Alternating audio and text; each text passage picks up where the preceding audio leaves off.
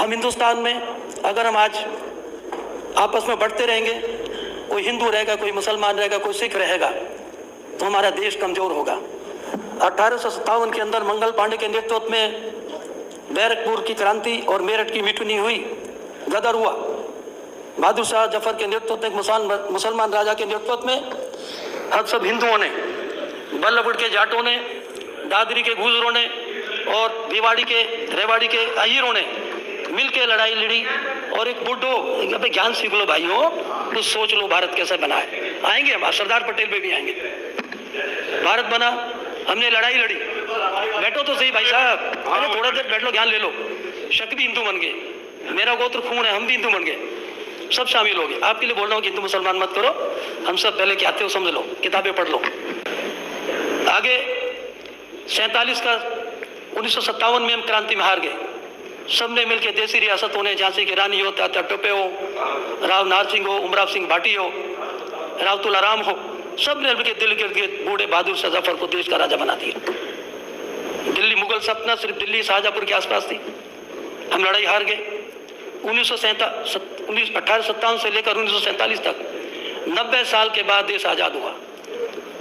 चंद्रशेखर आजाद, ऊधम सिंह, भगत सिंह, नेताजी सुभाष चंद्र बोस, लाला लाजपत राय, पंडित राम प्रसाद बिस्मिल, अशफाक उल्लाह खां, सब हिंदुस्तानियों ने मिलकर लड़ाई लड़ी। हिंदू हो, मुसलमान हो, सिख हो, ईसाई हो, राजगुरु सुखदेव, और हिंदुस्तान को आज़ाद कराया।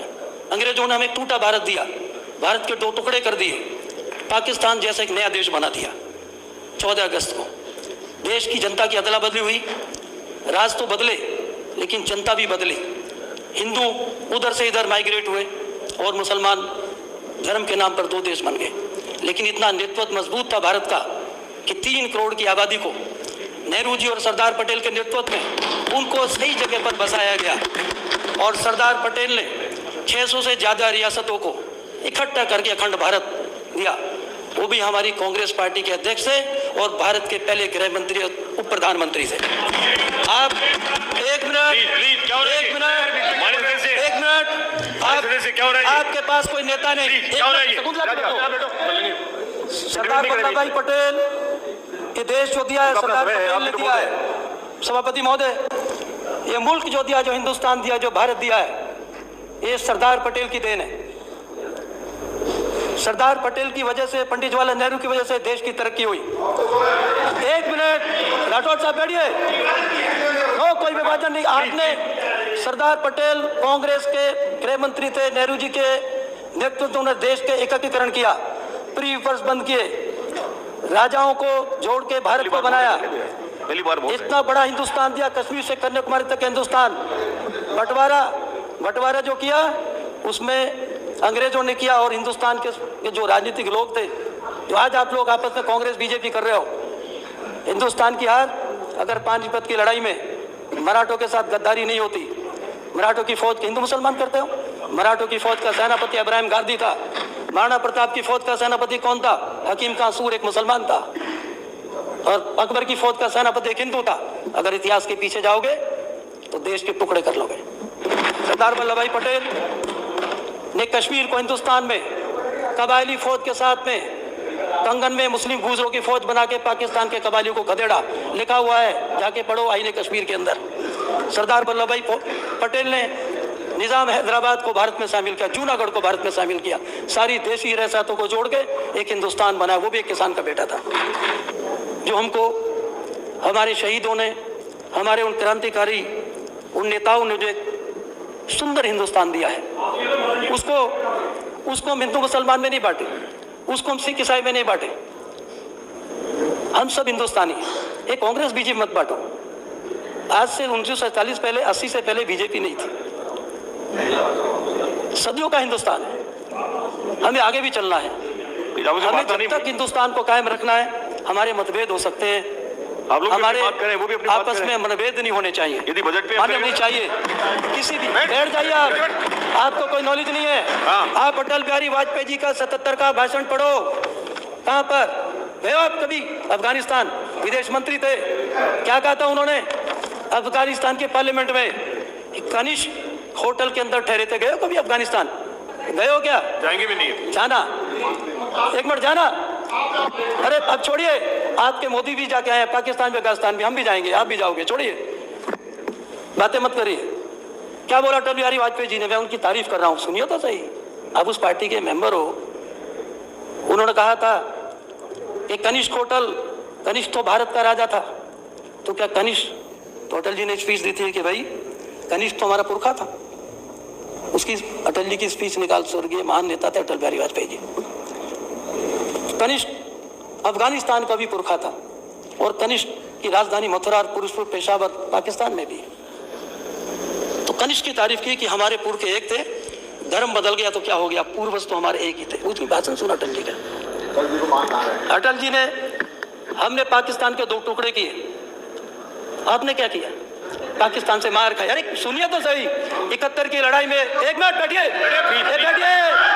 बैठिए नेताजी, बैठिए, सभापति महोदय को बैठाइए, मैं इनको जान दे रहा हूँ, सभापति महोदय को बैठाइए। अरे बैठिए यार, आप बैठिए प्लीज, सुनिए। 71 की लड़ाई में इंदिरा गांधी ने पाकिस्तान के 2 टुकड़े किए। वो कांग्रेस की प्रधानमंत्री दुर्गा थी, अटल जी ने दुर्गा बोला, दुर्गा। हमने बांग्लादेश जैसा नया देश बनाया। समय तय कर दें, विधानसभा में कोई काम नहीं है, दूरी जगह भाषण। इंदिरा जी समय तय कर दें, आज तो आपने क्या बनाया, हमने बांग्लादेश जैसा देश बनाया। हमने पाकिस्तान के 2 टुकड़े किए, पाकिस्तान की 1 लाख फौज को पकड़ा, नियाजी को, जनरल अरोड़ा ने। क्या बात कर रहे हो आप लोग, आपको कोई नॉलेज नहीं है। 1 लाख की फौज को पकड़ा बांग्लादेश में। हमने भुट्टो को बुलाया शिमला समझौता करने के लिए, आपने मुशर्रफ को यहाँ पर बुलाया, करगिल कराया, शहीदों की कुर्बानी की, किसानों की जाने की। आपके परिवार में कोई फौज में नहीं होगा, आपको सैनिकों की क्या चिंता, जो इधर बैठे किसान के बेटे, एक तो खेती में काम करता है और एक देश पे जान देता है। अब होली दिवाली नहीं मनाते, हर देश की रक्षा करते हैं। आप बार बार हिंदू मुसलमान सिख ईसाई करते रहोगे, देश को बांटते रहोगे, देश को तोड़ते रहोगे। आप अपने नेताओं की बातों को याद रखो कि जिन्होंने देश को बांटा है। इंदिरा गांधी जी ने सिक्किम को 22 राज्य बनाया। जानकारी नहीं है तो इतिहास की बात बता रहे, सीख लो। सभापति महोदय, इंदिरा गांधी जी ने हिंदुस्तान में 22वां राज्य बनाया, सिक्किम को चीन लेना चाहता था, चीन सिक्किम को भारत से छीनना चाहता था। इंदिरा गांधी जैसी नेता, उन्होंने सिक्किम को 22वां राज्य बनाया। उस वक्त हिंदुस्तान के अंदर 22-21 राज्य होते थे। इंदिरा गांधी जी ने जब भारत के अंदर गेहूं पैदा नहीं होता था, पंजाब और हरियाणा के अंदर रेगिस्तान के टिब्बे होते थे, इंदिरा गांधी ने ग्रीन रिवॉल्यूशन लाके हिंदुस्तान के हरित क्रांति लाके आज इतना अनाज हम पैदा करते हैं हिंदुस्तान के अंदर, वो देन इंदिरा गांधी की है। डीआरडीओ की स्थापना नेहरू ने की, जवाहरलाल नेहरू की कॉलेज की स्थापना नेहरू जी ने की, पोखरण का बम विस्फोट इंदिरा गांधी ने किया, 7th फ्लीट को वापस अमेरिका का इंदिरा गांधी ने भेजा। इंदिरा गांधी जैसी नेता अमेरिका के 7th फ्लीट से नहीं डरी।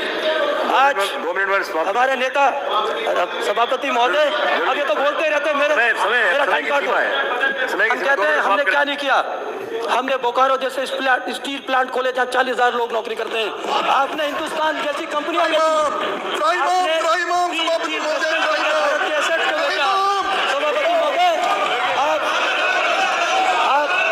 आपके पास कोई जवाब नहीं, आपके पास कोई विकास की कोई परिकल्पना नहीं। सिर्फ आपका काम है विरोध करना, सिर्फ आपका काम है देश को बांटना, सिर्फ आपका काम है देश को तोड़ना और भाई को भाई से लड़ाना। सभापति महोदय, आप इनको याद दिलाओ, आप खड़े हो जाओ।